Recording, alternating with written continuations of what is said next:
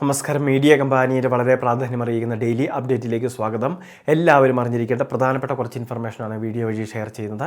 ഏറ്റവും ആദ്യത്തെ പ്രധാന അറിയിപ്പ്, സംസ്ഥാനത്തെ ക്ഷേമ പെൻഷൻ വിതരണം ഇപ്പോൾ നടന്നുകൊണ്ടിരിക്കുകയാണ്. കഴിഞ്ഞ ദിവസങ്ങളിൽ ബാങ്ക് അക്കൗണ്ടിലേക്ക് തുക എത്തിച്ചേരുകയും ചെയ്തു.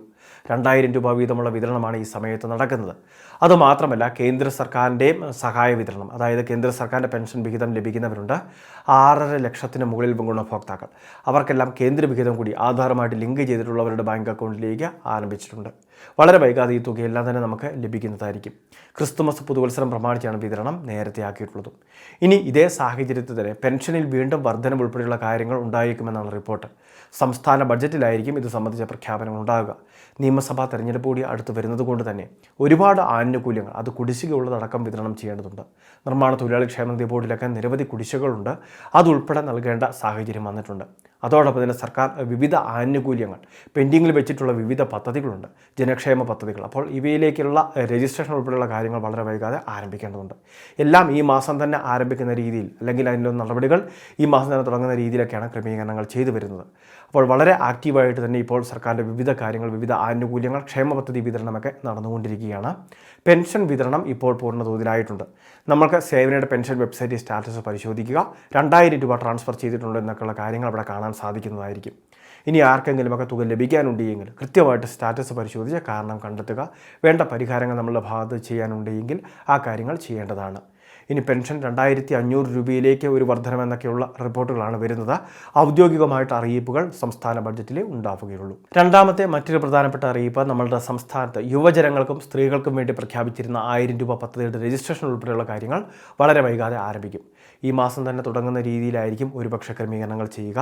അതായത് നിലവിൽ തെരഞ്ഞെടുപ്പ് പെരുമാറ്റച്ചട്ടം നിലവിലുള്ളതുകൊണ്ട് അപേക്ഷകൾ സ്വീകരിക്കാനോ അതിൻ്റെ നടപടിക്രമങ്ങൾക്കോ തുടക്കം കുറിച്ചിരുന്നില്ല. താൽക്കാലികമായിട്ട് പദ്ധതിയുടെ രജിസ്ട്രേഷൻ ഉൾപ്പെടെയുള്ള കാര്യങ്ങൾ നിർത്തിവെക്കേണ്ട അല്ലെങ്കിൽ അങ്ങനൊരു സാഹചര്യമാണ് വന്നിരുന്നത്. എന്നാൽ അതിനുശേഷം ഇപ്പോൾ തെരഞ്ഞെടുപ്പ് പെരുമാറ്റച്ചട്ടങ്ങളെല്ലാം അവസാനിച്ചിട്ടുണ്ട്. വിവിധ പദ്ധതികളിലേക്കുള്ള രജിസ്ട്രേഷൻ വളരെ വൈകാതെ ആരംഭിക്കും.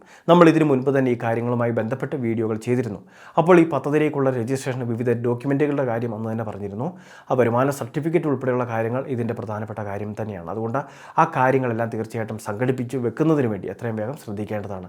ഒരേ സമയത്ത് കൂടുതൽ ആപ്ലിക്കേഷനുകളൊക്കെ ഇത്തരത്തിൽ വരുമാന സർട്ടിഫിക്കറ്റ്, മറ്റ് അനുബന്ധ ഡോക്യുമെൻറ്റിനൊക്കെ വേണ്ടി വന്നു കഴിഞ്ഞാൽ വില്ലേജ് ഓഫീസുകളിൽ തിരക്കുകളുണ്ടാവാം, അപേക്ഷകൾ, ഫോമുകൾ ലഭിക്കുന്നതിൽ കാലതാമസം ഉണ്ടാകാം. അപ്പോൾ അത്തരം ബുദ്ധിമുട്ടുകളൊക്കെ ഒഴിവാക്കുന്നതിന് വേണ്ടി തിരക്കില്ലാത്ത സമയങ്ങളിൽ ഈ രേഖകളെല്ലാം തന്നെ എടുത്ത് വെക്കുന്നതിനോട് ശ്രദ്ധിക്കുക. പിന്നീട് ആപ്ലിക്കേഷൻ വെബ്സൈറ്റ് ഓപ്പണായി കഴിയുമ്പോൾ നമ്മൾ അപേക്ഷ മാത്രം, അതായത് ബന്ധപ്പെട്ട ഡോക്യുമെൻറ്റുകൾ സ്കാൻ ചെയ്ത് അപ്ലോഡ് ചെയ്ത് അപേക്ഷകൾ വെച്ചാൽ മതിയാകും. അപ്പോൾ ഈ രീതിയിൽ എളുപ്പമാകുന്ന രീതിയിൽ കാര്യങ്ങൾ ചെയ്യുന്നതിന് വേണ്ടി ശ്രദ്ധിക്കേണ്ടതാണ്. മൂന്നാമത്തെ മറ്റൊരു പ്രധാനപ്പെട്ട അറിയിപ്പ്, നമ്മളുടെ സംസ്ഥാനത്ത് BPL റേഷൻ കാർഡിലേക്ക് മാറാനുള്ള അവസരം ഈ ഡിസംബർ 31 വരെയാക്കി സർക്കാർ നീട്ടിയിട്ടുണ്ട്. ഇതൊരു വലിയ അവസരമായിട്ട് തന്നെ APL റേഷൻ കാർഡ് ഉടമകൾ കാണുക. ഈ ഒരു അവസരം പരമാവധി വിനിയോഗിക്കുക. അർഹതയുള്ളവർ, കൃത്യമായിട്ട് അർഹതാ മാനദണ്ഡത്തിൽ ഉൾപ്പെടുന്നവർ മാത്രം BPLലേക്ക് അപേക്ഷ വെച്ചാൽ മതിയാകും. കർശന പരിശോധനകൾ ഉണ്ടാകും. അർഹതയുള്ളവർക്ക് BPL കാർഡ് ലഭിക്കുകയും ചെയ്യും. നിരവധി ഒഴിവുകളുണ്ട്. അപ്പോൾ അർഹതയുള്ളവർ തീർച്ചയായിട്ടും അപേക്ഷകൾ വയ്ക്കുന്നതിനോട് ശ്രദ്ധിക്കുക. അതോടൊപ്പം തന്നെ ഒരുപക്ഷെ സ്മാർട്ട് ഫോണുകൾ പോലും ഉപയോഗിക്കാത്ത ഒരുപാട് അർഹതയുള്ളവർ ഈ APL വിഭാഗത്തിലൊക്കെ ഉണ്ടാകും.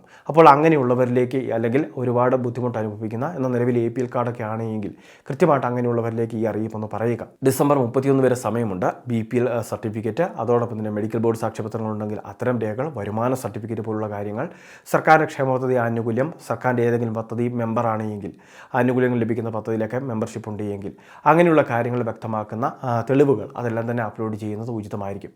കൂടുതൽ മാർക്ക് നേടുന്നവർക്ക് മുൻഗണന നൽകിയാണ് BPL റേഷൻ കാർഡുകൾ വിതരണം ചെയ്യുന്നത്. വളരെ പ്രധാനപ്പെട്ട ഒരു ഇൻഫർമേഷനാണ് വീഡിയോ വഴി ഷെയർ ചെയ്തത്. ഇതുപോലുള്ള വിവിധ അറിയിപ്പുകൾക്ക് ചാനൽ സബ്സ്ക്രൈബ് ചെയ്യുക, ഫോളോ ചെയ്യുക.